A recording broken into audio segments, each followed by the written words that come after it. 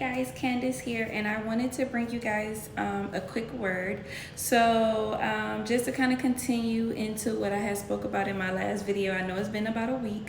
I just been a little busy with serving and different events and things like that. So I wanted to make sure I made time to keep this going, right? So please stay tuned to my page for the next few days because I'm going to break it up. Because I just want to make sure that people are able to receive the word that God has for us, as well as be able to understand and keep up with it. And this word is going to be called the call to higher. A lot of us has been kind of speaking on things just shift, like we feeling like it's a shift happening, right? And so if you've been feeling life shifting in a way that you're no longer feeling like what you've been doing is enough, such as going to church just on Sunday and Wednesday, and even going to Bible study, it don't feel like enough. Like you feel like you need to serve and to be doing something. As well as if you've been waking up in the morning and going to sleep praying, but then you notice yourself, if you speak in tongues, you've been speaking in tongues throughout the day. If you've been washing dishes and driving, you notice yourself praying more for people, that type of thing. Congratulations, you've been called to come up higher in that sense, right?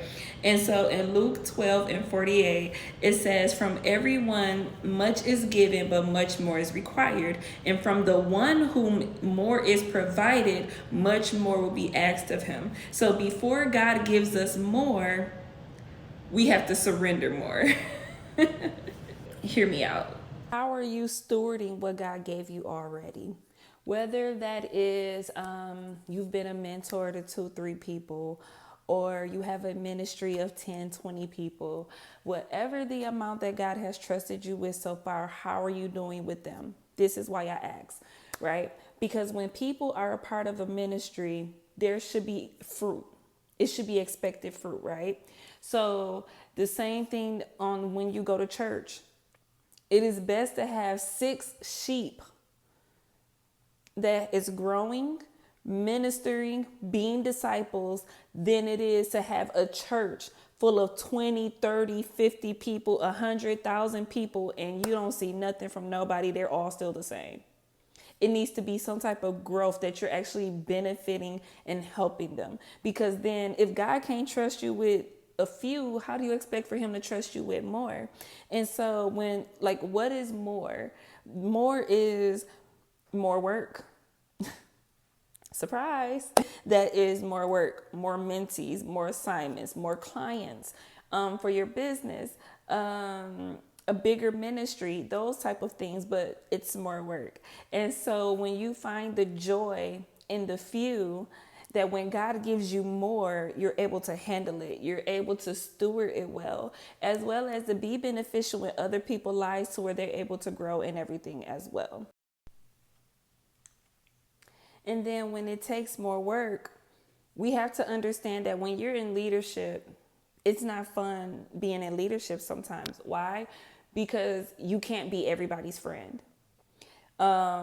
You have to steward people well in a way that they are not hindering any other sheep, that they are not setting examples in the wrong way, as well as you have to understand too is that you have to lead them by example. So it plays a lot to be in leadership. And so I understand that I'm not everybody's cup of tea, but understand when I'm speaking and when I'm giving these words, it's very clear when I'm speaking about with leadership and when I'm speaking about the sheep, when I'm speaking about the shepherd and when I'm speaking about the sheep. You understand? And so everybody, it's not the same level.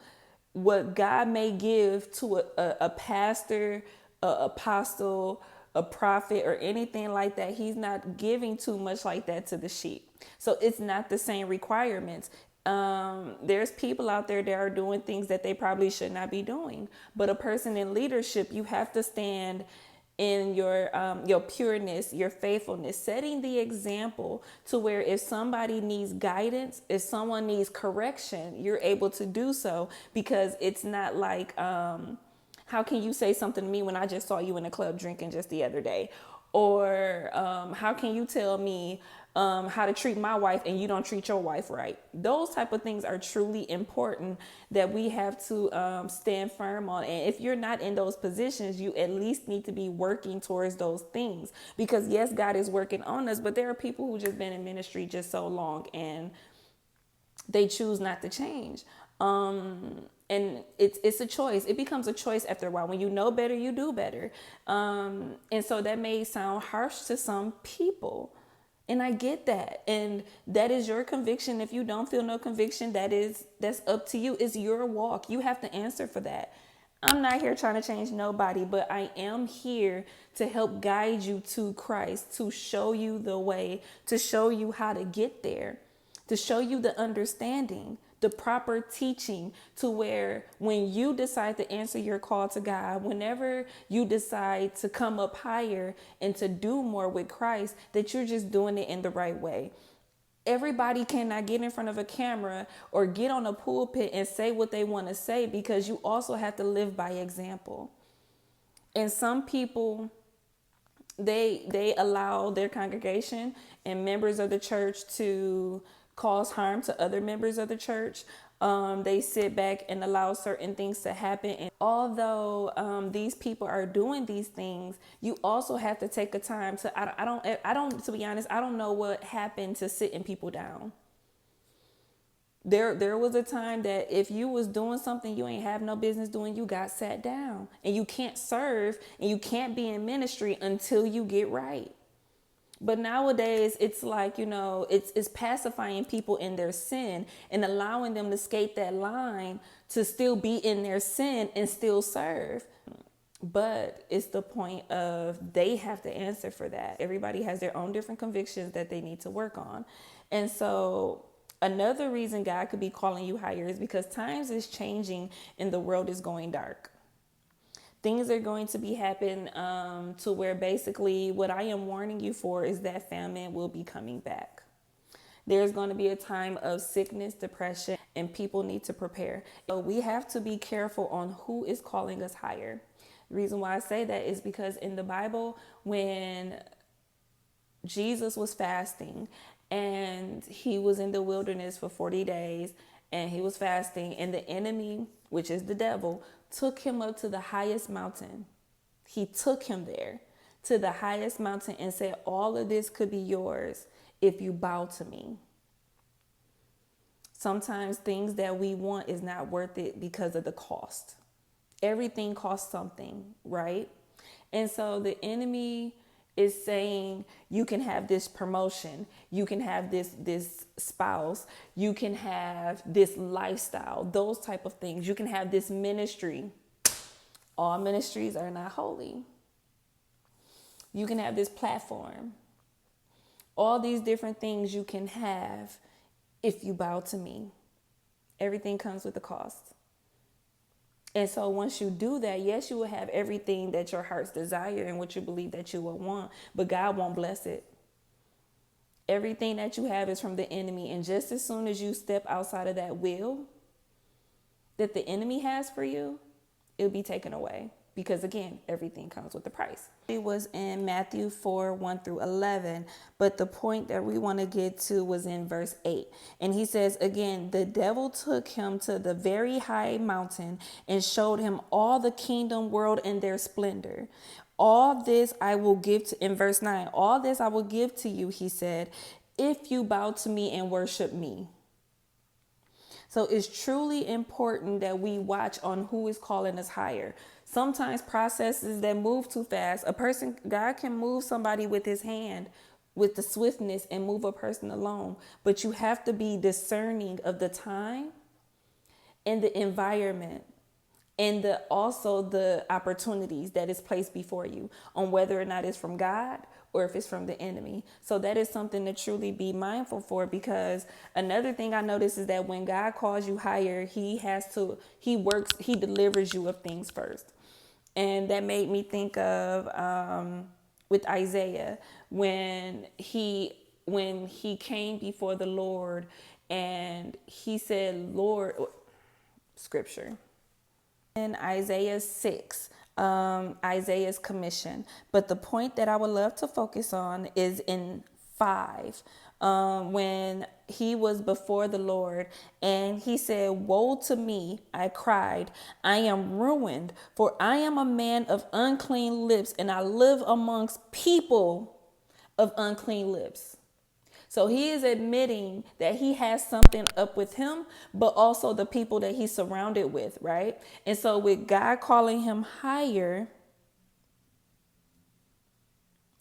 then the serpent flew to me with a live coal in his hand, which he had been taking the tongues from the altar. And so the coal from the fire of the Lord. With it, he touched my lips and said, "See, this has touched your lips. Your guilt is taken away and your sin is atoned for." So before God sends us amongst people who were once the same of us to help deliver them, he first delivers us. And so before God sends us out to be a witness, to be a disciple, to be a pastor, to be anything, he delivers us first to be pure, to be holy, to be set apart. So God didn't send him as a man of unclean lips to minister to people of unclean lips, but he sent him as a man of his sins that was atoned for, and he was then made clean. And then he sent him out to those people. And so we have to think about what is the thing that God is trying to deliver us from, to where he's able to send us out. And the reason why you probably haven't been sent out yet is because you don't want to give up something. Whether that is lust, smoking, being an abuser, a manipulator, witchcraft. These things, God is not able to use you to your full potential, because there are things that your idols that you're still trying to hold on to. But God first delivers us. And so God cannot send me out to approach a Jezebel spirit if I'm still holding on to that same spirit. He had to first clean me and deliver me from that thing, from that spirit, before I can go to somebody else to say, these are the things that God wants you to let go. Why do I know? Because I know those characteristics, and he also delivered me from them. Let me help you. Please take the time with the Lord and seek him to see, Lord, what is it that you want me to get rid of? What is it that you want me to let go? But also you have to be willing. You have to have the ears to hear. Because we say we want things of God until it's time to let those things go. And now you're trying to bargain with him. And at the end of the day, that is what is required of you. And the longer it takes for you to let those things go, the longer that it takes for you to be sent out. As well as, again, we talk about blessings that is attached to us, that is for other people. Those people are still waiting. And so as soon as we make that decision to say, okay, God, we don't want it anymore, whether it's that friendship, that boy, whatever the idol is, we then make the decision to say, I don't want it anymore. Clean me, change me. Woe to me. It takes humility to look within, to say, you know what, you're right. It gets lonely when you give up certain things. It gets lonely, and some people can't handle that. But please understand that on the other side of these things that God is asking you to do, there's reward for your obedience. Another thing I have to mention really fast is that we have free will. God would allow you to live the life that you want to live, and he will sit back and wait for you. And for certain situations, he'll get somebody else to do it. He'll get somebody else to fill in. Because again, there are people waiting for their blessing. And because you don't want to let something go, you're willing to take everybody else down with you. We're on a time. God has our assignments on time. We don't know the time because, of course, he is the ruler of time. And so it can happen. It can take years.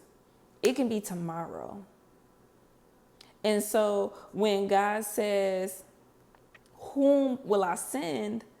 We know that God is all knowing. So yes, he wants to send him, but it's a choice. Whom will I send? He says, here I am, send me. So he was a willing vessel to say that I'm willing to do it. There's how many people on this earth that God could have chose? But there was something about Isaiah that he says that I need you to go. Will you go? And he says yes. I hope you guys have a great day. Be blessed. And I will be back tomorrow for another video. So please stay tuned.